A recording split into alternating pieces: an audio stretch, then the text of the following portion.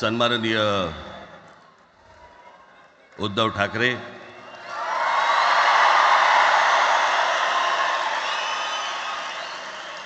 आणि माझ्या जमलेल्या सर्व तमाम मराठी बांधवांनो, भगिनींनो आणि मातांनो,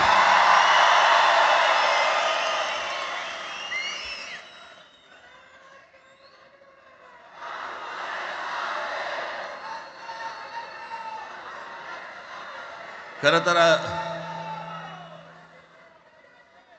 दोघांची भाषणं संपली ना की एकत्र आरोळ्या ठोका.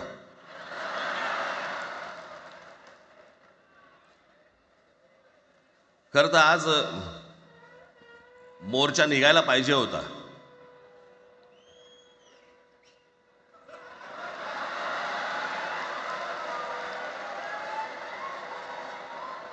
तोंडानेच आहे ना?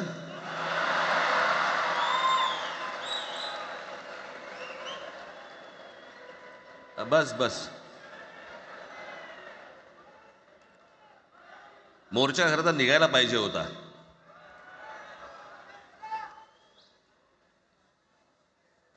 मराठी माणूस कसा सर्व बाजूने एकवटतो याचं एक चित्र मोठ्या प्रमाणावरती उभं राहिलं असतं.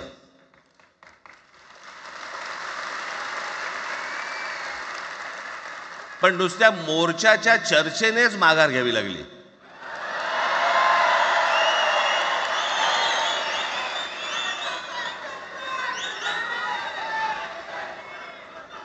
खरं तर आजचाही मेळावा हा खरं तर शिवतीर्थावरती मैदानात व्हायला पाहिजे होता.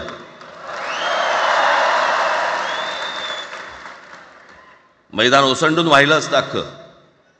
पण पाऊस आहे, पावसामध्ये सगळ्या ठिकाणी अशा प्रकारचे काही जागा मिळत नाहीत फारशा मुंबईमध्ये, आणि म्हणून आज तुम्हाला सर्वांना इथे यावं लागलं. मी बाहेर जे उभे आहेत त्यांची मी दिलगिरी व्यक्त करतो की त्यांना आतमध्ये येता नाही आलं, परंतु आता काही स्क्रीनवरती आठवा.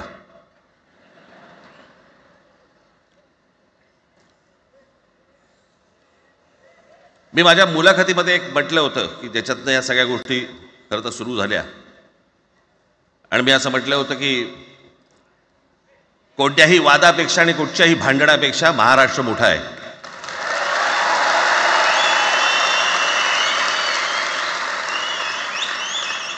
आज जवळपास 20 वर्षानंतर मी आणि उद्धव आम्ही एका व्यासपीठावरती आज येतो आहोत.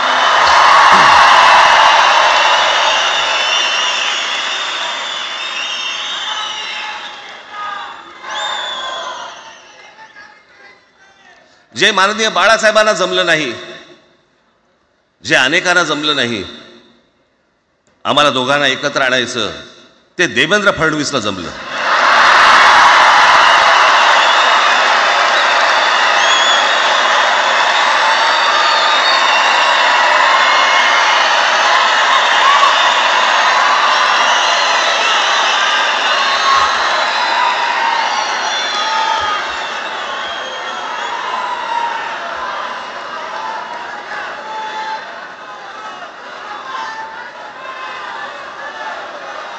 आता बऱ्याच सगळे चॅनल्सचे सगळे कॅमेरे तिकडे लागले, तिकडे लागले, इकडे लागलेत. आता संध्याकाळी सगळं सुरू होईल. आता काय वाटतं, काय दोघांची बॉडी लँग्वेज कशी होती? कोणी कमी हसलं का? कोणी जास्ती हसलं का? कोणी बोलतायत का? आपल्याकडे मूळ विषय सोडून इतर गोष्टींमध्येच फार रस असतो अनेकांना. खरं तर आजचा हा मेळावा, मोर्चालाही तीच घोषणा होती, आजच्या मेळाव्यालाही तीच घोषणा आहे की कुठचाही झेंडा नाही, मराठी हाच अजेंडा.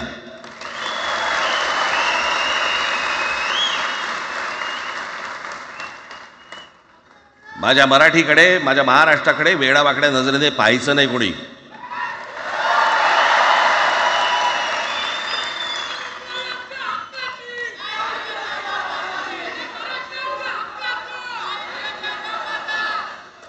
ठरलं ना आपलं, सगळ्यात शेवटी द्यायच्या घोषणा.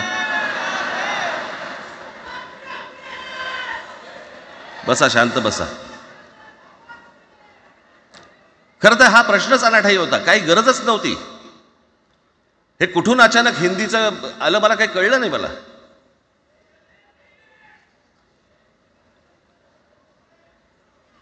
आणि हिंदी कशासाठी? हिंदी कोणासाठी? हिंदी त्या लहान लहान मुलांवरती जबरदस्ती करताय तुम्ही.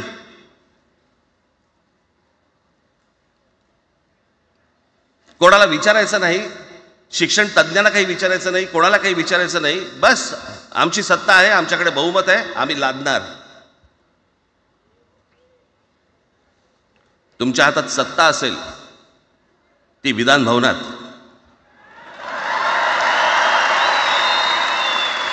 आमच्याकडे सत्ता आहे रस्त्यावर.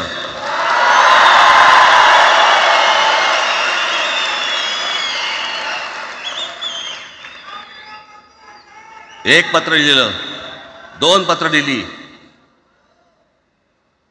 नंतर ते दादा भुसे माझ्याकडे आले. मला म्हणाले की आम्ही काय म्हणतो एवढं समजून तर घ्या, एवढं काय म्हणतो एवढं ऐकून तर घ्या. म्हटलं दादा तुम्हाला एक गोष्ट सांगतो, तुम्ही काय सांगता ते ऐकून घेईन पण ऐकणार नाही.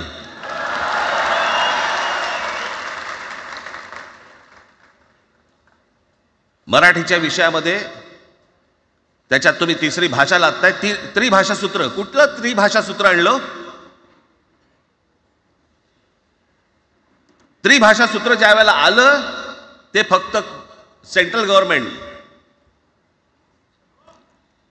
आणि राज्य सरकार, केंद्र सरकार आणि राज्य सरकार यांच्यामधल्या दुव्यासाठी म्हणून हे त्रिभाषा सूत्र फक्त आणलं. आज कोर्टातही नाही, तुम्ही हायकोर्टात जा, सुप्रीम कोर्टात जा, इंग्रजीमध्ये सगळ्या गोष्टी होतात. कुठे आहे त्रिभाषा सूत्र? मग मला सांगायला लागले म्हणे केंद्रीय शिक्षण धोरणामध्ये, त्या धोरणातही नाही राहत, केंद्राच्या शिक्षण धोरणात, इतर कोणत्या राज्यातही नाही.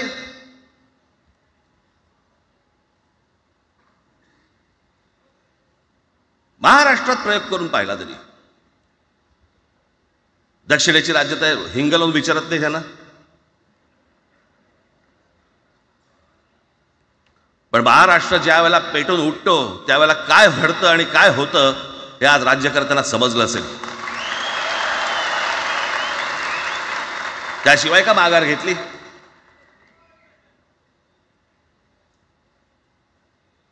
विनाकारण आणलेला विषय होता.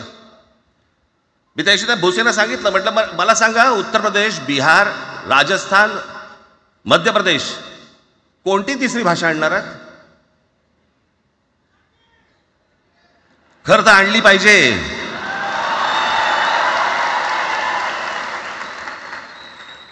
गंमत बघा, हिंदी भाषिक राज्य आहेत ती आर्थिकदृष्ट्या मागास, आणि हिंदी न बोलणारी जी राज्य आहेत ती आर्थिकदृष्ट्या प्रगत, आणि वर आम्ही हिंदी शिकायचं. यांना हिंदीतून राज्य नाही सांभाळता आली, यांना राज्यांचा विकास नाही करता आला. जे हिंदी बोलत नाहीत त्या राज्यांमध्ये, हिंदी बोलत असलेल्या राज्यांमधनं नोकरी धंद्यासाठी लोक इकडे येत आहेत आणि हे म्हणतात हिंदी शिका. कोणासाठी शिकायचं? 5वी नंतर काय हिंदी चित्रपट सृष्टीमध्ये जाणार आहेत पोरगा? कोणासाठी शिकायचं? हिंदी भाषेबद्दल मला वाईट नाही वाटत, भाषा कोणतीही श्रेष्ठच असते, उत्तमच असते. मग ती मराठी असेल, गुजराती असेल, तामिळ असेल, पंजाबी असेल, बंगाली असेल, हिंदी असेल, अजून कुठचीही असेल. एक भाषा उभी करायला खूप प्रचंड तपश्चर्या लागते, खूप लोकांची मेहनत असते. एक लिपी उभी करायला खूप प्रचंड ताकद लागते.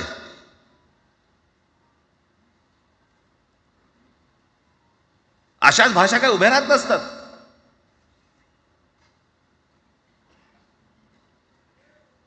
आणि या भाषेचं नवीन कुठून आणलं? त्याशी ते अमित शहा म्हणाले ज्याला इंग्रजी येतं त्याला पुढे म्हणे लाज वाटेल, म्हणे मला इंग्रजी येतं. अरे तुम्हाला नाही येत?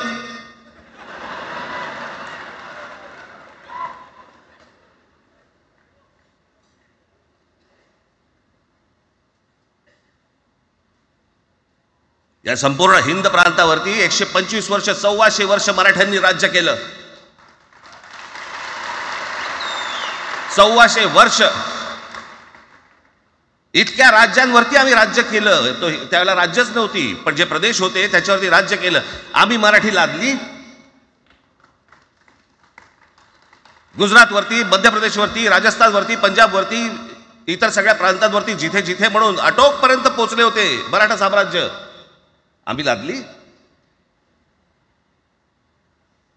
अरे हिंदी भाषा आहे, 200 वर्षापूर्वीची भाषा आहे, महाराजांच्या काळात पण नव्हती.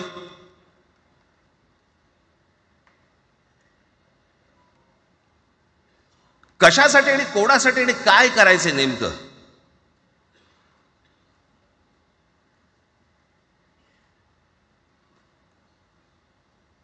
यांनी फक्त चाचपडून पाहिलं, चाचपडून.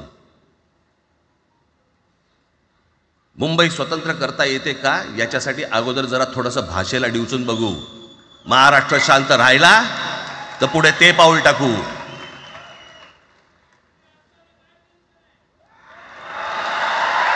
कोणाची माय व्हॅली आहे त्यांनी महाराष्ट्राला हात घालून दाखवावा, मुंबईला हात घालून दाखवावा.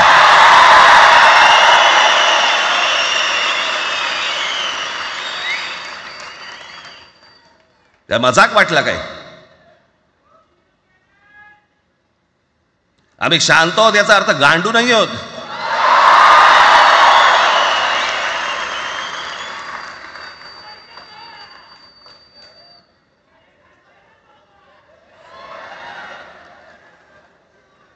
काही अंगावरती लादायचा प्रयत्न करतात आणि मग आता माघार घेतली ना, मग माघार घेतली त्याचं काय करायचं? मग वेगळ्या ठिकाणी वळवा सगळं प्रकरण. वेगळ्या ठिकाणी म्हणजे कुठे? ठाकरेंची मुलं इंग्रजी मीडियममध्ये शिकली, बरं मग पुढे? म्हणजे दादा भुसे मराठी मीडियममध्ये शिकून शिक्षण मंत्री झाले, देवेंद्र फडणवीस इंग्रजी मीडियममध्ये शिकून मुख्यमंत्री झाले. कुठे काय शिकले याचा काय संबंध?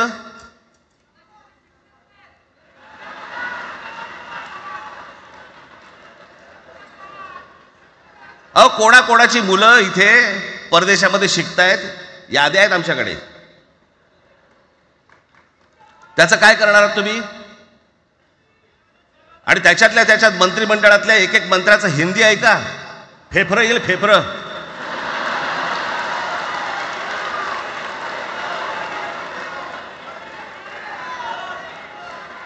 हे असले प्रश्न महाराष्ट्रात विचारले जातात. आता मी तुम्हाला अजून एक गोष्ट सांगतो.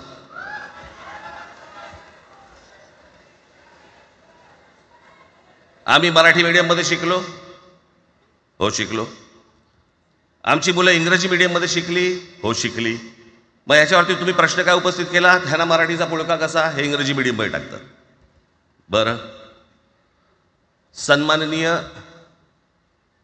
माननीय बाळासाहेब ठाकरे आणि माझे वडील श्रीकांत ठाकरे हे इंग्रजी मीडियममध्ये शिकलेले आहेत. या दोघांवरती तुम्ही मराठीबद्दल शंका घेऊ शकता का?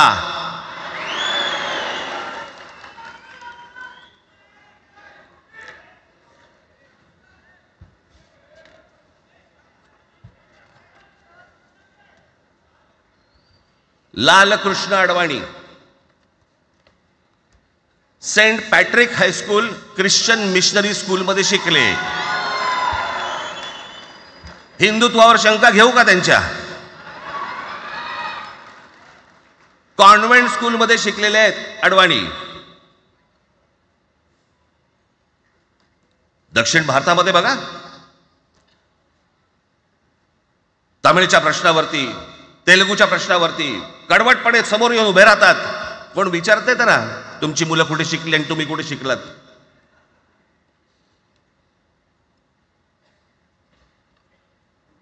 उद्या मी हिब्रू भाषेत शिकीन आणि मराठीपणाचा कडवट अभिमान बाळगीन, काय प्रॉब्लेम आहे?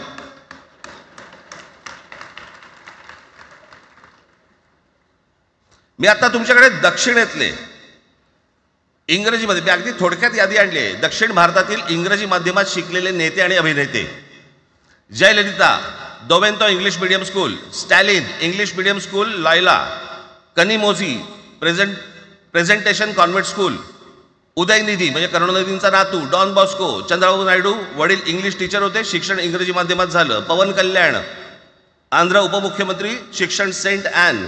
नारा लोकेश NTRचा नातू, चंद्रबाबूंचा मुलगा, स्टॅनफोर्ड स्कूल.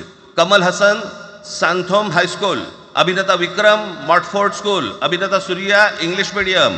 AR रहमान आधी पद्मशेषाद्री बालभवन आणि नंतर मद्रास क्रिश्नरी हायस्कूल. परवा दिवशीचा एक प्रसंग सांगतो. एका व्यासपीठावरती तामिळनाडूमध्ये AR रहमान व्यासपीठावरती उभे होते, काहीतरी कार्यक्रम होता, त्या बाई तामिळमध्ये बोलत होत्या. अचानक ती बाई हिंदीत बोलायला लागली. त्याच्यावरती रहमानने तिच्याकडे असं बघितलं, बोलला हिंदी, आणि व्यासपीठावरनं खाली उतरला.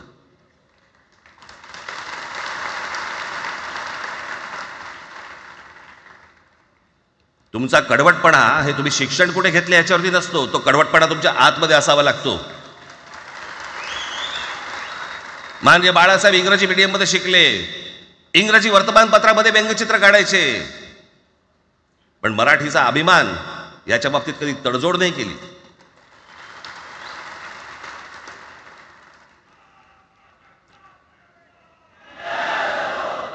म्हणे एक भाषा म्हणे सगळ्यांनाच बांधून ठेवते. कुठची एक भाषा? आजपर्यंत काय वाकडं झालं?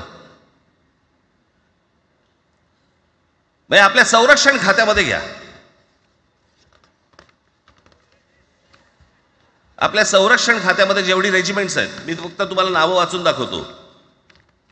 मद्रास रेजिमेंट आहे, राजपुताना रायफल्स आहे, राजपूत रेजिमेंट आहे, डोगरा रेजिमेंट आहे, सीख रेजिमेंट आहे, जाट रेजिमेंट आहे, पॅराशूट रेजिमेंट आहे, पंजाब रेजिमेंट आहे, ग्रेनेडियर्स आहेत, सीख लाईट इन्फंट्री आहे, मराठा लाईट इन्फंट्री आहे, गढवाल रायफल्स आहे, कुमाऊं रेजिमेंट आहे, आसाम रेजिमेंट आहे, बिहार रेजिमेंट आहे, महार रेजिमेंट आहे, जम्मू काश्मीर रायफल्स आहे, जम्मू आणि काश्मीर लाईट इन्फंट्री आहे, नागा रेजिमेंट आहे, गोरखा रायफल्स आहे, गोरखा रायफल्स आहे, त्याच्यानंतर तुमचं लडाख स्काउट्स आहे, अरुणाचल स्काउट्स आहे, सिक्कीम स्काउट्स आहे. इतक्या राज्यांच्या आज आपल्या संरक्षण खात्यामध्ये लोक आहेत आणि इतक्या रेजिमेंट्स आहेत.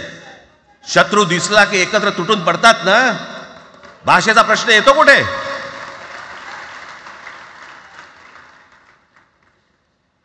या देशामध्ये जेव्हा भाषावार प्रांतरचना झाली तीच या गोष्टींसाठी झाली ना, की प्रत्येक भाग तसे भाषांचे होते म्हणून. मग या सगळ्या गोष्टी का सुरू केल्यात तुम्ही? कशासाठी सुरू केल्यात? काय याच्या मागचं राजकारण? आत्ता सांगून ठेवतो. आज तुम्ही सगळेजण मराठी म्हणून एकत्र आलात. आज महाराष्ट्रामधला तमाम मराठी आज मराठी म्हणून एकत्र आला. टाळ्या वाजू नका. मी काय सांगतोय नीट ऐका. याचा पुढचं राजकारण ह्यांचं पुन्हा तुम्हाला जातीमध्ये विभागायला सुरुवात करतील. पुन्हा हे जातीचं कार्ड खेळायला सुरुवात करणार. मराठी म्हणून तुम्हाला कधी एकत्र येऊ देणार नाहीत. हे जातीपातीमध्ये विभागायला सुरुवात करतील. आता हे सुरू केलं. काल कोणाच्या ते व्यापाऱ्याच्या कानफडीत मारली मीरा भाईंदरला. त्याच्या काय इथे लिहिलं होतं काय गुजराती?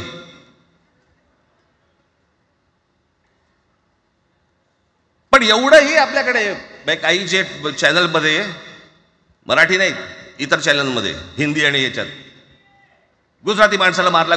कुठच्या गुजराती माणसाला मारला? बाचाबाचीमध्ये समोरचा गुजराती निघाला, इकडचा मराठी निघाला. त्याच्यामध्ये काय गुजरात्यानं मारलं का? केवढे व्यापारी आहेत. अजून तर काहीच केलेलं नाही.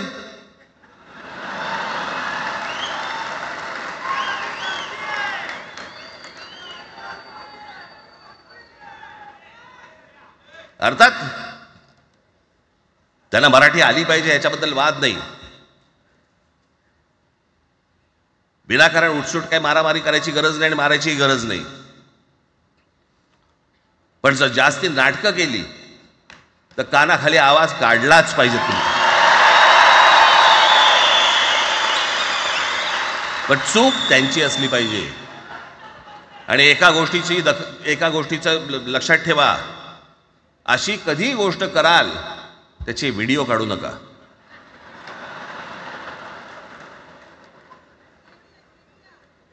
आपल्यामध्येच त्यांना कळलं पाहिजे. कळलं का? मारणारा कधी सांगत नसतो, मार खाणारा सांगत असतो मला मारला म्हणून. त्यांना सांगू देत. पण याचा अर्थ उठसूट कोणालाही उगाच मारायचं काही कारण नाही आहे. अनेक लोक आहेत, अनेक गुजराती लोक आहेत, माझ्या अनेक परिचयाचे आहेत. माझे एक मित्र आहेत नयन शाह म्हणून, त्याला मी गुजराठी म्हणतो. तुमचा विश्वास बसणार नाही इतकं अप्रतिम मराठी तर बोलतोच, विनोदाचंही अंग आहे. आणि शिवाजी पार्क मैदानामध्ये फिरताना कानाला हेडफोन लावून पु ल देशपांडे ऐकणारा गुजराती आहे.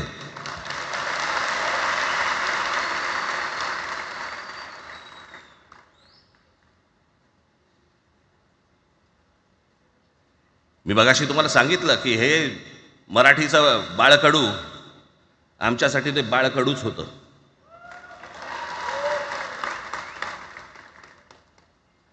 मी मागे एक प्रसंग सांगितला होता, आज मुद्दामून तो प्रसंग सांगतो आपल्याला की हे आमच्या धमन्यांमध्ये आलं कुठून. मी एवढा महाराष्ट्रासाठी मराठीसाठी कडवट का झालो. लहानपणापासूनचे अनेक प्रसंग आहेत माननीय बाळासाहेबांबरोबरचे, पण मी एक प्रसंग कधीही विसरणार नाही. आणि तो 1999 सालचा आहे. त्या 1999 साली शिवसेना भारतीय जनता पक्षाची युती सरकार येणार अशी परिस्थिती होती.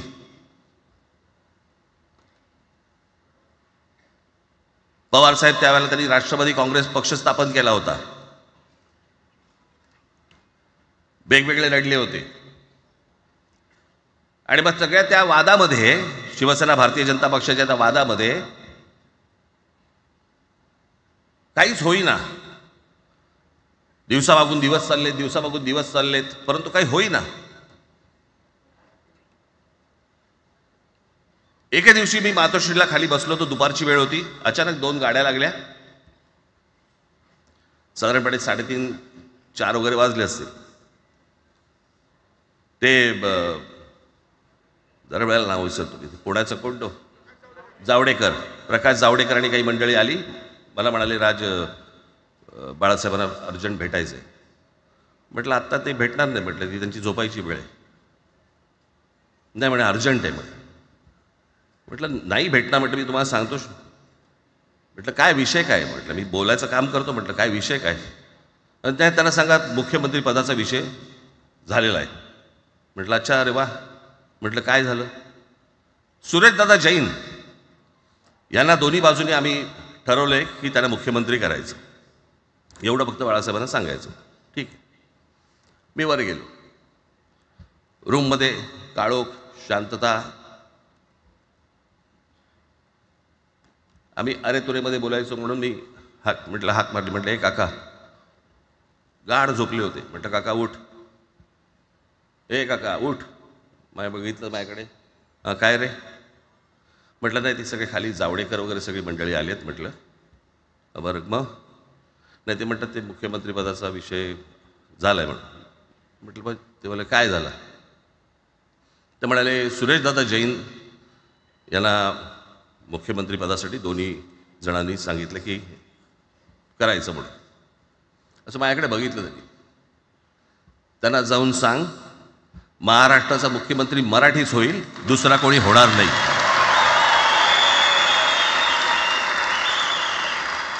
मराठी या एका विषयासाठी मला तिकडे कळलं की या माणसाने सत्तेवर लाथ मारली.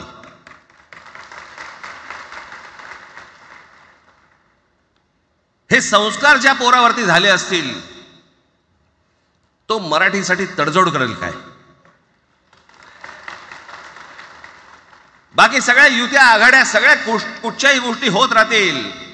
महाराष्ट्र, मराठी माणूस, मराठी भाषा याच्यावर तडजोड होणार नाही. कोणत्याही परिस्थितीत होणार नाही.